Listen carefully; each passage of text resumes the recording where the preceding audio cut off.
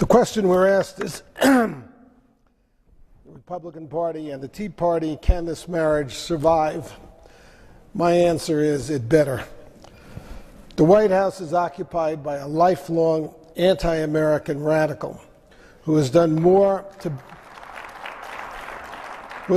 bankrupt this nation's economy, take us down as a military power, and destroy individual liberty than anyone in this room would have thought possible in January 2009 when he first took office. It's worse than that. Obama is the head of a Democratic Party that has moved so far to the left over the last 46 years that it has become a party that is anti-free market, anti-individualist, anti-constitutionalist, and unready to defend America's sovereign interests at home and abroad.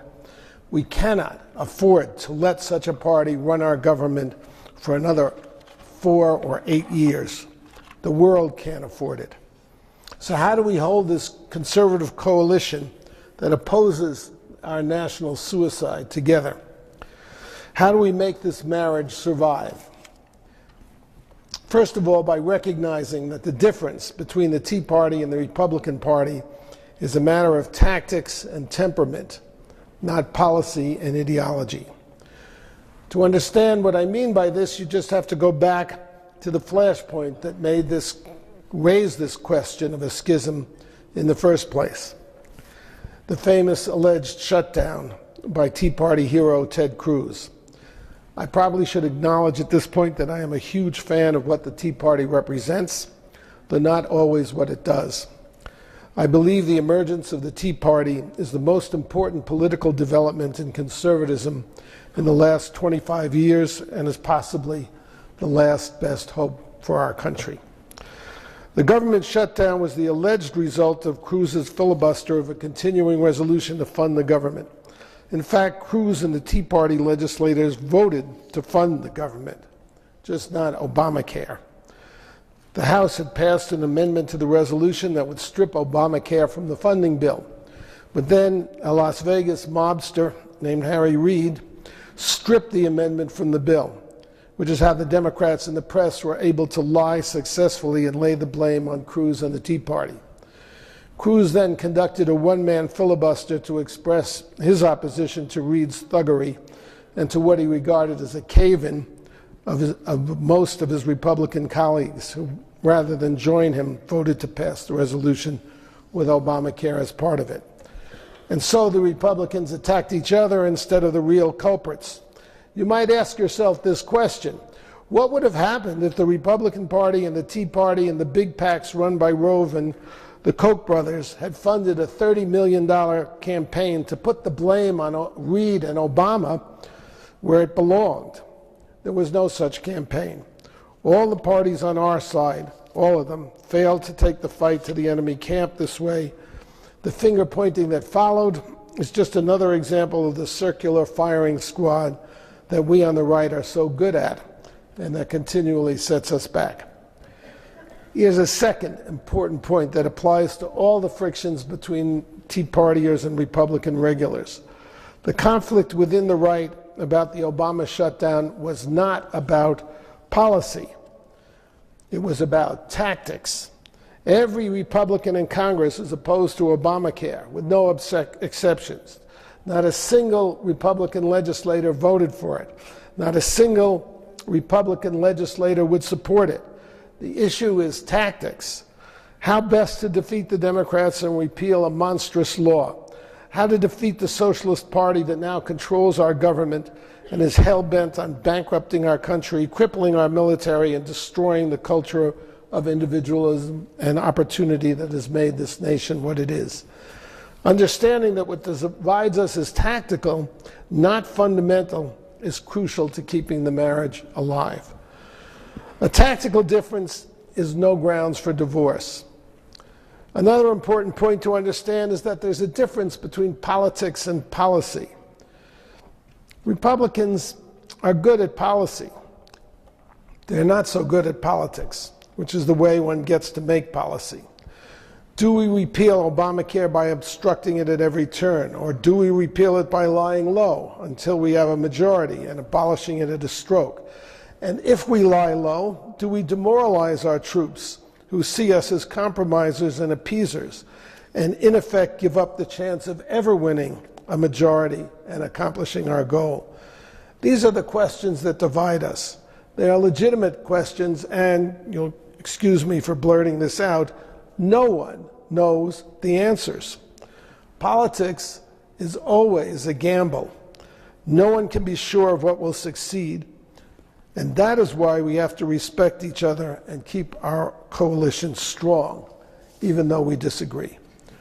I said we were not so good at politics. Actually, we're terrible at politics. Whenever a Republican and a Democrat square off, it seems to me like Godzilla versus Bambi. They call us racist, sexist, homophobes, and selfish pigs, and we call them liberals. Who's going to win that argument? They spend their political dollars calling us names and shredding our reputations. We spend ours explaining why the complicated solutions we propose will work and why theirs don't. But when you are being called a racist, an enemy of women, and a greedy SOB, who do you think is listening to your ideas about the budget?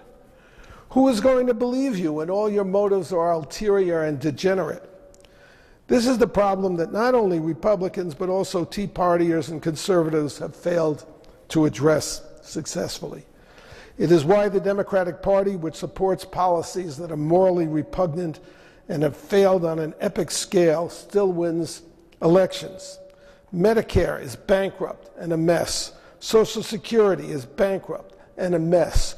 The war on poverty is a trillion-dollar catastrophe that has created worse poverty than it was designed to cure, and yet Democrats can still win elections and can pass the biggest socialist entitlement and redistributionist scheme ever and get away with it. My friends, until Republicans and Tea Partiers start to fight fire with fire, this scenario is not going to change. 25 years after the most oppressive empire in the history of the world collapsed because socialist economics don't work, 49% of American youth, according to a Pew poll, think socialism is a good system. That's a political failure on our part. We won the Cold War, but we didn't drive the stake through the communist heart. And as a result, the vampire of social justice has risen again. Another way of looking at this problem is that the Republican Party and conservatives generally are guided by a business mentality, whereas the left's mentality is missionary. Let me explain this. Democrats, progressives, so-called liberals see themselves as social redeemers. They don't approach social problems pragmatically, looking for ways to improve this situation or that, except as a political expedient to get votes. They approach social problems with an eye to changing the world. Hillary Clinton once told the New York Times, and there's a quote, "We have to define what it means to be human in the 21st century." No Republican or conservative in his right mind talks like that. On the eve of his election, Barack Obama said, "We are 5 days away from fundamentally transforming the United States of America." No one in his right mind even thinks like that, unless they are progressives who believe they are on the side of history and that the moral arc of the universe is bent towards justice. That phrase is actually woven into a carpet that Obama has installed in the Oval Office. It's his inspiration. Leftists are secular missionaries whose paradise is called social justice. The pursuit of social justice is why the Democratic Party set out to radically transform a sixth of the American economy and regulate the health care of 300 million Americans from an internet website without the support of well, that in itself is cuckoo. I mean, central planning failed, people. Without the support of a single Republican in the face of majority opposition from the people at large. The Democratic Party has become a dangerous party. It is driven by the missionary left, backed by the billions of Soros and his shadow party friends, and it regards politics as war conducted by other means.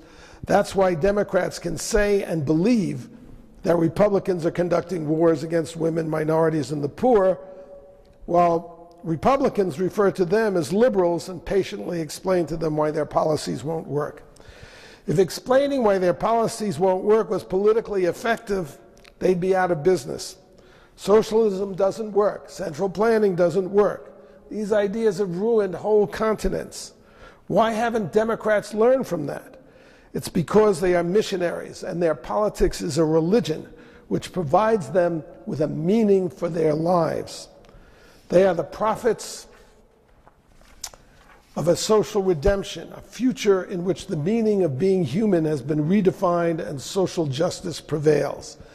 Because their politics is inspirational, every failure along the way is regarded as a glitch.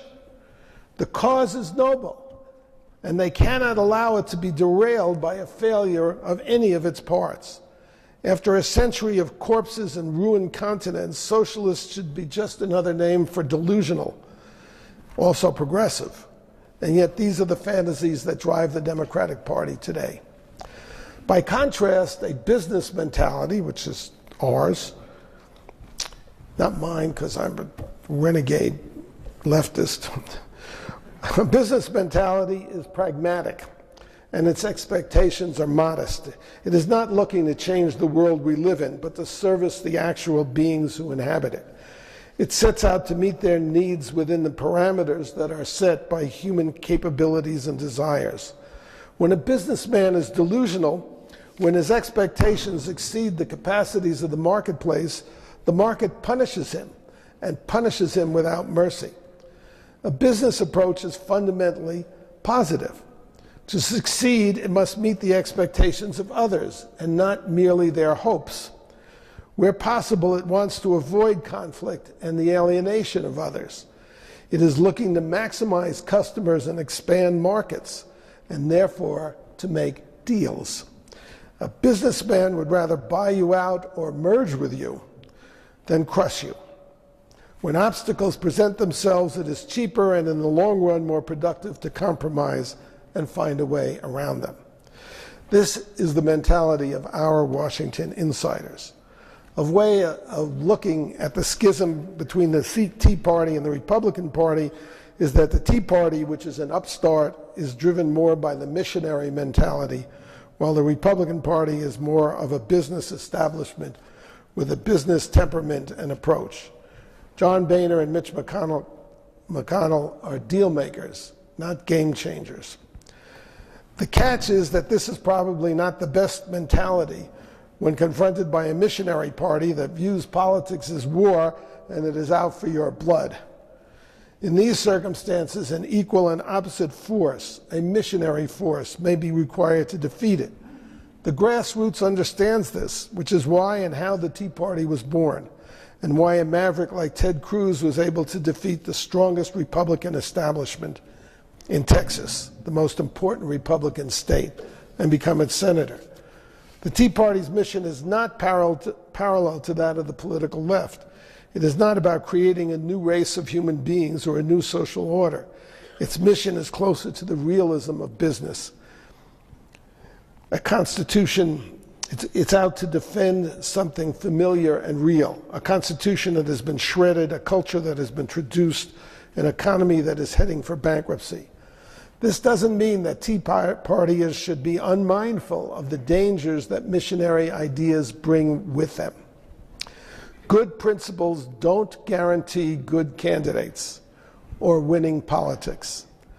Some Tea Party losses in the last election hurt the conservative cause and could have been avoided if the distinctions were kept in mind. The very fact that the Tea Party is missionary, that organized as a cause, on the other hand, makes its demands and actions seem impractical and even extreme to business as usual Republicans. This is inevitable. In order to change things, you have to take positions that seem unrealistic and may even seem extreme. It's the nature of change, and the Tea Party is about change, and in fact, it is already changing something. What it is changing is the Republican Party. Without the Tea Party, there would be no Ted Cruz, no Rand Paul, no Mike Lee. If the Tea Party were not challenging the Republican establishment and causing conflict, it would have no reason for being. I believe that Cruz's stand on the Senate floor not only did not injure the chances of a Republican victory in 2014, I believe it enhanced them, because it lit a fire in the Republican base and showed the rank and file that there are Republicans ready to fight. The thing that our voters most want to see is a Republican who is willing to fight. Both McCain and Romney lost because they failed to create the passion among Republican voters that gets them to the polls. Too many Republicans, too many conservatives sat on their hands. And why not, since both McCain and Romney assured them that Obama was a, quote, good man. No, he isn't. He's a compulsive, brazen liar.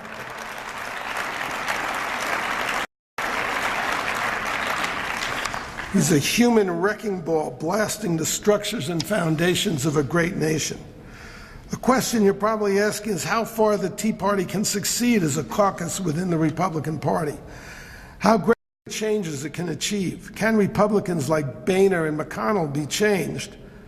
That is, if they are not unseated in primaries or by votes in their caucuses. 30 seconds, Dave. I don't know.